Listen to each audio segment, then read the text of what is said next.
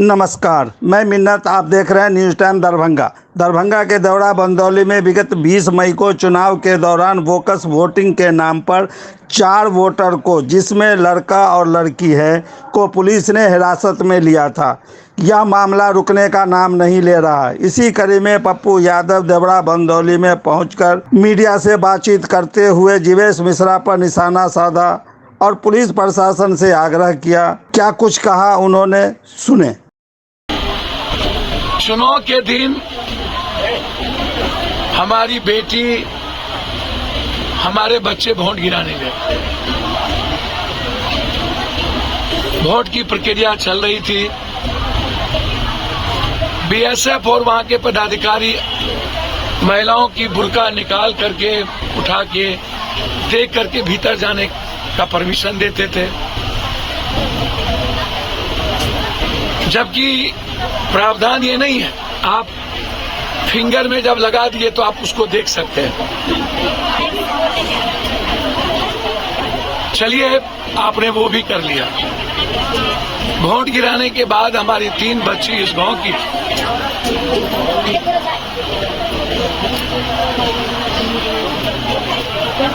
हमारी 3 बच्ची और 1 बच्चे सड़क पर आ गए। यहाँ के विधायक जीवेश मिश्रा जी,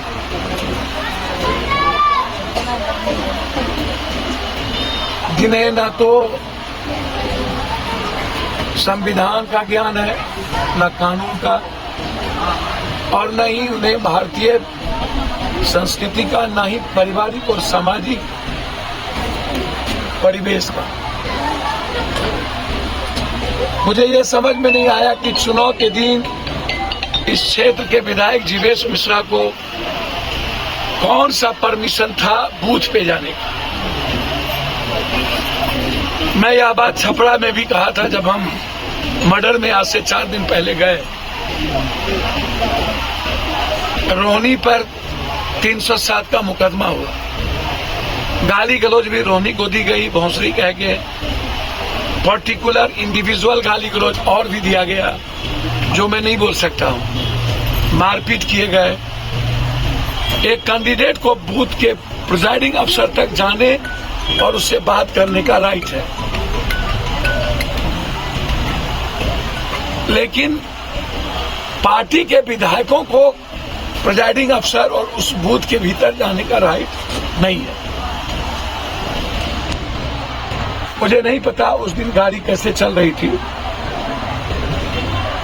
वो वोटर कहाँ के हैं मुझे नहीं जानकारी।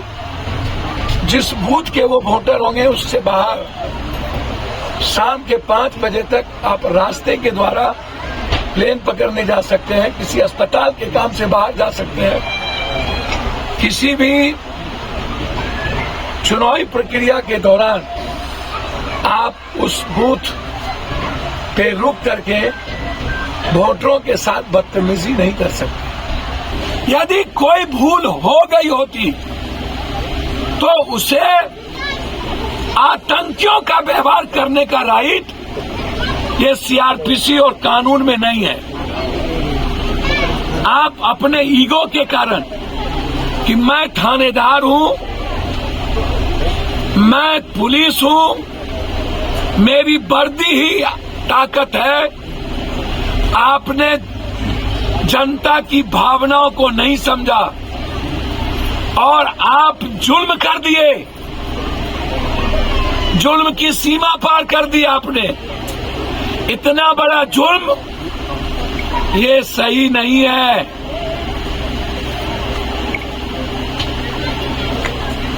और अभी तक जनप्रतिनिधि चुप हो और मुख्यमंत्री जी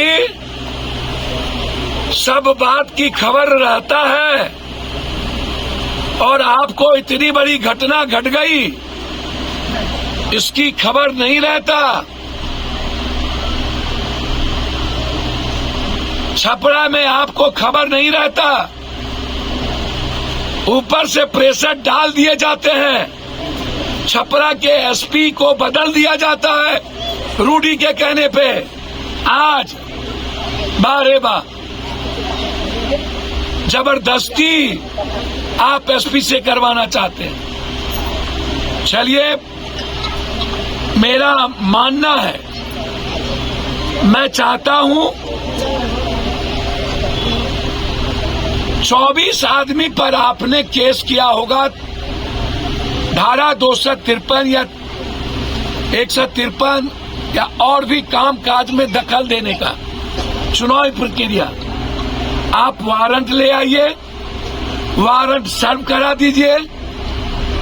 जिन लोगों का आप वारंट लाएंगे वो अपना बेल करा ले, या जिनका नेम्ड एफआईआर है वो अपना बेल करा लेंगे, या नहीं तो आप कानूनी प्रक्रिया के तहत आप कोर्ट जाइए, कोर्ट से आप कुर्की जब्ती लीजिए। हम एंट्री सेफ्टी बेल करेंगे या तो सरेंडर करेंगे। या कौन सा कानून है रात के 12 बजे मेरी मां और मेरी बेटियों पर जुल्म करने का? और यही जुल्म पप्पू यादव को यहां लेके आ गया। ये डर नहीं चलेगा, ये आतंक नहीं चलेगा जीवेद जी। जरूरत पड़ेगी तो इसी गांव में मैं बैठ जाऊंगा। और आपको बहुत ताकत और औकात है ना, तो आके लड़ लीजिएगा पप्पू यादव से।